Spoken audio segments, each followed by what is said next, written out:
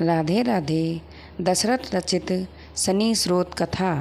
प्राचीन काल में दशरथ नामक प्रसिद्ध चक्रवर्ती राजा हुए थे। राजा के कार्य से राज्य की प्रजा सुखी जीवन यापन कर रही थी। सर्वत्र सुख और शांति का माहौल था।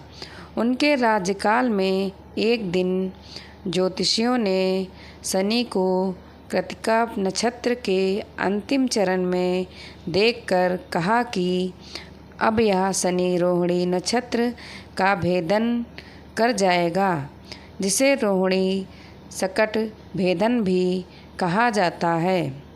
शनि का रोहिणी में जाना देवता और असुर दोनों ही के लिए कष्टकारी और भय प्रदान करने वाला है तथा रोहिणी संकट भेदन से 12 वर्ष तक अत्यंत दुखदायी अकाल पड़ता है।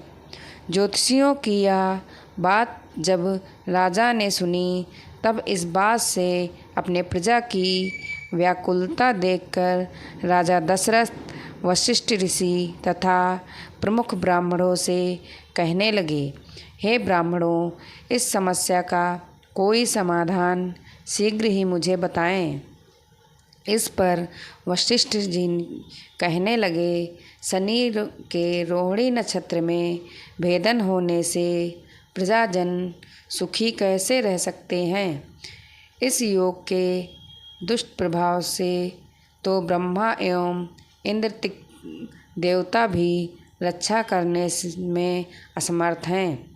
वशिष्ठ जी के वचन सुनकर राजा सोचने लगे कि यदि वे इस संकट की घड़ी को ना टाल सके तो उन्हें कायर कहा जाएगा। अतः राजा विचार करके साहस बटोरकर दिव्य धनुष तथा दिव्य आयुधों से मुक्त होकर अपने रथ को तेज गति से चलाते हुए चंद्रमा से भी 3 लाख योजन ऊपर नक्षत्र मंडल में ले गए। मणियों तथा रत्नों से सुशोभित स्वर्ण निर्मित रथ में बैठे हुए महाबली राजा ने रोहिणी के पीछे आकर रथ को रोक दिया। श्वेत अश्वों से युक्त और ऊंची ऊंची ध्वजाओं से सुशोभित मुकुट में जड़े हुए बहुमूल्य रत्नों से प्रकाशमान राजा दशरथ उस समय आकाश में दूसरे सूर्य की तरह चमक रहे थे। शनि को कृत्तिका नक्षत्र के पश्चात रोहिणी नक्षत्र में प्रवेश का इच्छुक देखकर राजा दशरथ बाण युक्त धनुष कानों तक खींचकर मुकुटिया तानकर शनि के सामने डटकर खड़े हो गए। अपने सामने देव असुरों के सहारक अस्त्रों से युक्त दशरथ को खड़ा देखकर शनि थोड़ा डर गए और हंसते हुए राजा से कहने लगे, हे राजेंद्र, तुम्हारे जैसा पुरुषार्थ मैंने किसी में नहीं देखा, क्योंकि देवता असुर मनुष्य सिद्ध विद्याधर और सर्प जाति के जीव मेरे देखने मात्र से ही भयग्रस्त हो जाते हैं। हे राजेंद्र, मैं तुम्हारी तपस्या और पुरुषार्थ से अत्यंत प्रसन्न हूँ। अतः हे रघुनंदन, जो तुम्हारी इच्छा हो वो वर मांग लो, मैं तुम्हें दूंगा। राजा दशरथ ने कहा। दशरथ उवाच, ये सूर्यपुत्र शनि देव, यदि आप मुझसे प्रसन्न हैं तो मैं एक ही वर मांगता हूँ कि जब तक नदियाँ, सागर, चंद्रमा, सूर्य और पृथ्वी इस संसार में हैं, तब तक आप रोहिणी सकट भेदन कदापि न करें। मैं केवल यही वर मांगता हूँ और मेरी कोई इच्छा नहीं है। ऐसा वर मांगने पर शनि ने एवमस्तु कहकर वर दे दिया। इस प्रकार शनि से वर प्राप्त करके राजा दशरथ अपने को धन्य समझने लगे। शनि देव बोले, मैं तुमसे बहुत ही प्रसन्न हूँ। तुम और भी वर मांग लो। तब राजा दशरथ प्रसन्न होकर शनिदेव से दूसरा वर मांगा। शनिदेव कहने लगे, हे दशरथ, तुम निर्भय रहो। 12 वर्ष तक तुम्हारे राज्य में कोई भी अकाल नहीं पड़ेगा। तुम्हारी यश कीर्ति तीनों लोकों में फैलेगी। ऐसा वर पाकर राजा प्रसन्न होकर धनुष बाण रथ में रखकर सरस्वती देवी तथा गणपति का ध्यान करके शनिदेव की स्तुति इस प्रकार करने लगे। दशरथ शनि स्रोत के माध्यम से प्रार्थना की। दशरथ कृत शनि स्रोत, जिनके शरीर का रंग भगवान शंकर के समान कृष्ण तथा नीला है, और उन शनिदेव को मेरा नमस्कार है। इस जगत के लिए काल्पनिक एवं कृतांत रूप शयनसर को पुनः पुनः नमस्कार है। जिनका शरीर कंकाल जैसा मांसहीन तथा जिनकी दाढ़ी मूछ और जटा बड़ी हुई है, उन शनिदेव को नमस्कार है।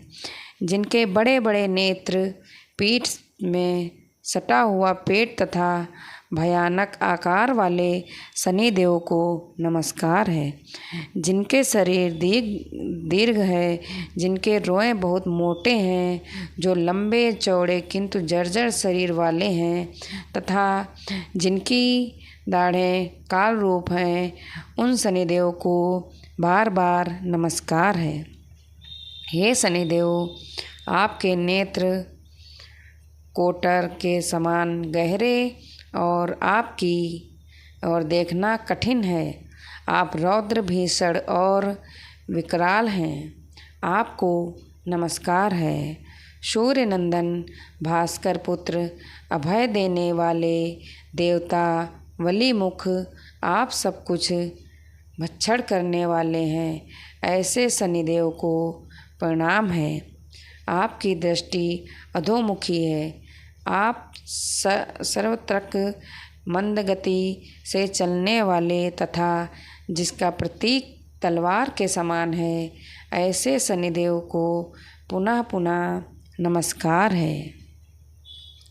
आपने तपस्या से अपने देह को दग्ध कर दिया है। आप सदा योगाभ्यास में तत्पर, भूख से आतुर और अतप्त रहते हैं। आपको सर्वदा सर्वदा नमस्कार है। जिसके नेत्र ही ज्ञान है, काश्यप नंदन सूर्यपुत्र शनिदेव, आपको नमस्कार है। आप संतुष्ट होने पर राज्य दे देते हैं और रुष्ट होने पर उसे तत्क्षण छीन लेते हैं। वैसे शनिदेव को नमस्कार है। देवता, असुर, मनुष्य, सिद्ध, विद्याधर और नाग से सब आपकी दृष्टि पड़ने का अमूल नष्ट हो जाते हैं। ऐसे शनिदेव को प्रणाम है। आप मुझ पर प्रसन्न होइए। मैं वर पाने के योग्य हूँ और आपकी शरण में आया हूँ। राजा दशरथ के इस प्रकार प्रार्थना करने पर सूर्यपुत्र शयनसर बोले, उत्तम व्रत के पालक राजा दशरथ, तुम्हारी इस स्तुति से मैं भी अत्यंत संतुष्ट हूँ। रघुनंदन, तुम इच्छा अनुसार वर मांगो, मैं अवश्य दूंगा। दशरथ उवाच, प्रसन्नो यदि मैं शौर्य वरदेहि ममेस्तम अज्ञ प्रभृति पिगांच वीणादेन न कस्यचिन्ति। अर्थात प्रभु, आज से आप देवता, असुर, मनुष्य, पशु, पक्षी तथा न किसी भी प्राणी को पीड़ा ना दें। बस यही मेरा प्रिय वर है। शनिदेव ने कहा, हे राजन, वैसे इस प्रकार का वरदान मैं किसी को नहीं देता हूँ, परंतु संतुष्ट होने के कारण रघुनंदन मैं तुम्हें दे रहा हूँ। हे दशरथ, तुम्हारे द्वारा कहे गए इस स्रोत को भी जो मनुष्य, देव अथवा असुर सिद्ध तथा विद्वान आदि पढ़ेंगे, उन्हें शनि के कारण कोई बाधा नहीं होगी।